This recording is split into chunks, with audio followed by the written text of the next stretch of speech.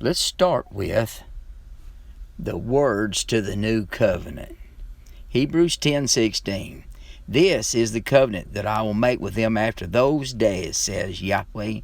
I will put my laws into their hearts, and in their minds will I write them. And their sins and their iniquities I will remember no more. Let's go down here then to Hebrews 10:24.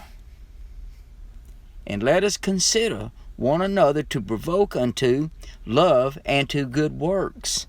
Those are not our works. Let's go to verse 26. Hebrews 10:26. For if we sin willfully, after that we have received the knowledge of the truth, there remains no more sacrifice for sins. Okay, then we need to know what truth is. John 17:17. Words in red. Sanctify them through thy truth. Thy word is truth. He right here has told us how we get sanctification in the Father's words. And what's truth? The Father's words. Okay, now we need to consider, what is sin? 1 John 3:4. Whosoever committeth sin transgresses also the instructions, the word law. For sin is the transgression of the law, the instructions. That brings us right back to Hebrews 10:26. For if we sin willfully, after that we have received the knowledge of the truth, there remaineth no more sacrifice for sins. What did he say? You're on your own if you continue to break the instructions. And all of that information is New Testament Scripture. Consider this. The will of God is written from Genesis to Malachi. Hebrews 10:36.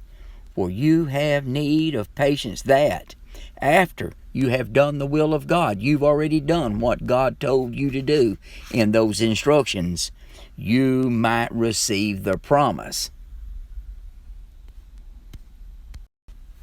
That brings us here to James 1:19. Wherefore, my beloved brethren, let every man be swift to hear. Listen to what's being said. Slow to speak. Don't argue with them. Slow to wrath.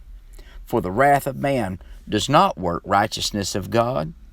Wherefore, lay apart all filthiness and superfluity of naughtiness, and receive with meekness the engrafted word, which is able to save your souls. Be doers of the word, and not hearers only, deceiving yourselves. For if any be a hearer of the word, and not a doer, he is like to a man beholding his natural face in a glass.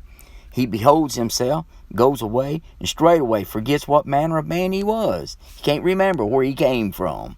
But also looks into the perfect law of liberty, and continues therein.